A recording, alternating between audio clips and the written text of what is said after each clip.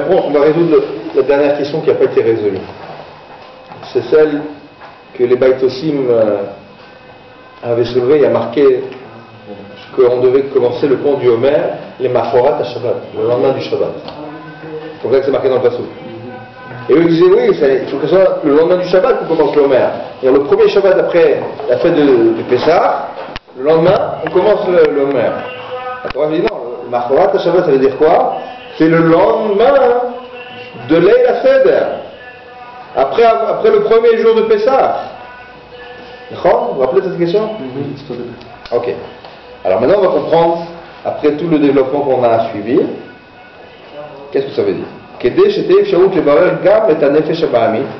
Pour qu'on puisse réussir à raffiner l'âme animale, l'animalité qui est en nous, on a besoin d'une force suprême. Kemama, comme c'est marqué, c'est ramené souvent dans la Chassidut, Kol agavoa gavoa beyoter, yored le mata mata yoter. Tout ce qui est très très très haut descend très très très bas. Keshem, c'est compréhensible, puisque plus tu lances une pierre très haute, plus elle s'enfonce profondément dans le sol.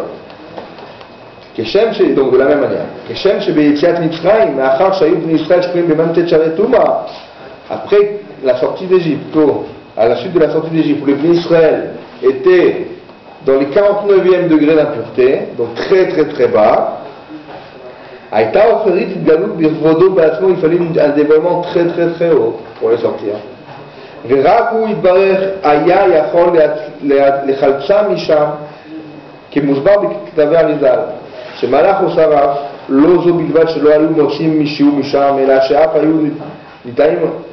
נטמעים הם עצמם שם, והרי שם לא הייתה אלא יציאת מנהרה. Je dis que c'est pour ça que comme ils étaient à un niveau tellement bas, comme c'est marqué dans la Haggadah, c'est pas un ange qui vous a dévoilé, qui vous a délivré, mais c'est moi, c'est pas un saraf, mais c'est moi. Le Harizal dit que si Kadosh Baruch Hu avait envoyé un ange pour le délivrer, l'ange lui-même il serait tombé avec l'âme Israël. Il n'aurait pas pu sortir de là-bas, tellement c'était impur. Et donc il a fallu une intervention divine et uniquement divine pour les sortir d'un tel degré d'impureté. Car ainsi il en est de même, et à plus forte raison,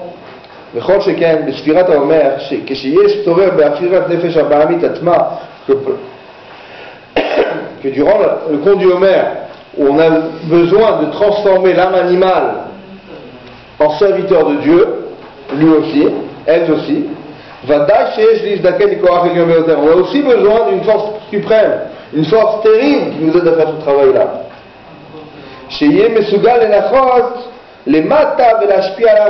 Une force qui est capable de descendre très bas et d'influencer le mal et de le transformer en bien. Le mal qui est en nous, le nefesh habahamit, l'âme animale, l'animalité. C'est pour ça, Neymar il est dit Mimacharat al-Shabbat, le lendemain du Shabbat. Vous êtes sortis. C'est-à-dire, Shabbat yadarga ailit beyoter shelazman. Shabbat c'est le niveau le plus haut du temps. C'est-à-dire que le Shabbat dépend du temps. C'est le 7e jour de la semaine. C'est le niveau le plus élevé qui existe dans le temps. C'est la sanctification du temps à son extrême, c'est le Shabbat. D'ailleurs c'est marqué, c'est expliqué dans la Kabbalah et dans la Chassidut, que le Shabbat dévoile un degré tellement haut de Gdusha, plus haut que les Moadim, plus haut que les fêtes, plus haut que le Yom Kippour, chez un certain point. Plus haut que Sukkot, plus haut que Pessah, plus haut que Shavuot. Ce qu'on appelle Mochin de Abba, dans un langage technique. Mochin de Abba qui se dévoile pendant Shabbat. Alors que dans le courant de l'année, c'est Mochin de Ima, dans les fêtes. C'est un niveau inférieur, justement. C'est Chochma par rapport à Bina. Donc on a besoin d'une force très haute, c'est en fait le lien du Shabbat, qui permet de transformer son effet Shabbahamit. C'est pour ça qu'il y a marqué les Machorat à Shabbat, pour te dire que Kadosh Baruch Hu il fait une entorse en quelque sorte à l'habitude. Pendant Pessah, on reçoit une force qui est du degré du Shabbat. Aval yadein bichlal azman, bichlal sheva yemei haikef. Mais c'est encore un niveau qui dépend du temps, puisque le Shabbat ne vient qu'après 7 jours. D'ailleurs, c'est comme ça que lorsque quelqu'un est perdu dans le désert, s'il ne sait pas quand c'est que Shabbat tombe, il compte 7 jours, le 7e jour il en fait un Shabbat. Tout simplement. Donc ça dépend du temps que tu as fixé. Ça dépend de toi. Donc c'est lié avec le domaine du temps.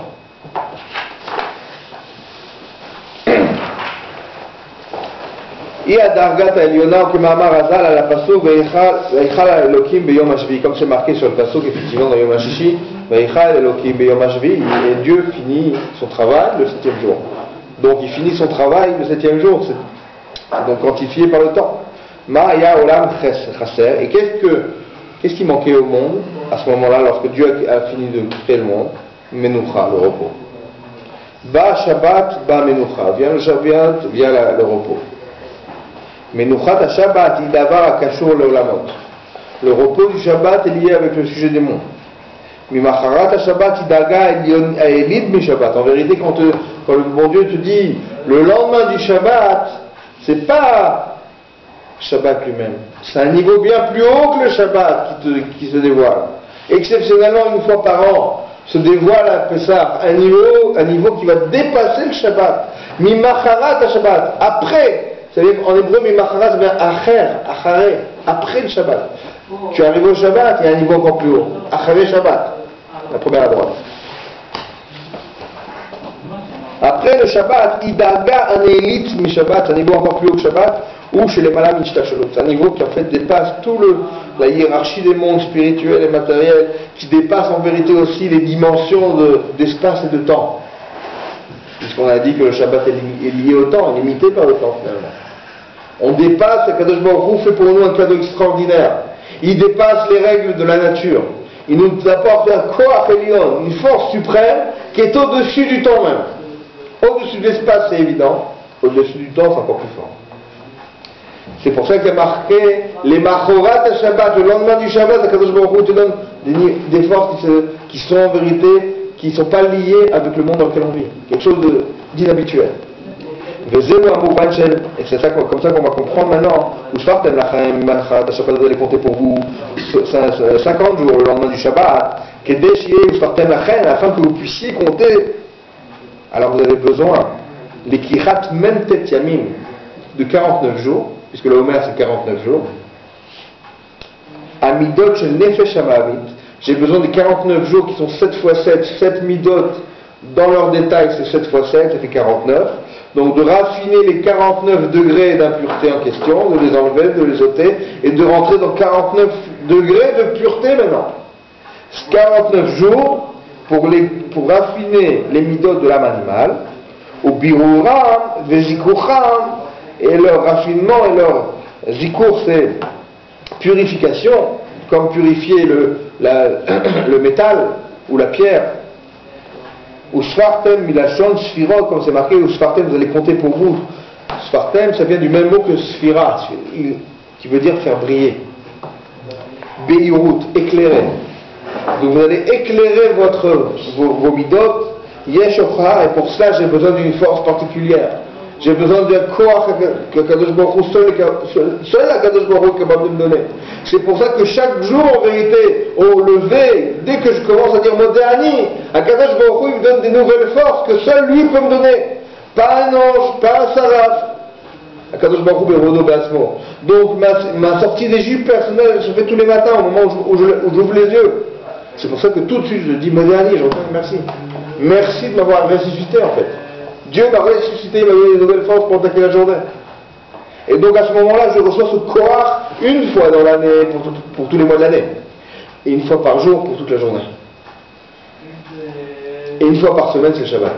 Une fois par jour, c'est au Modéani, au lever. Une fois par semaine, c'est le Shabbat. Une fois dans l'année, c'est Chag HaPesach. Mimacharat HaShabbat. On reçoit ce niveau-là de Mimacharat HaShabbat, un niveau qui dépasse le Shabbat.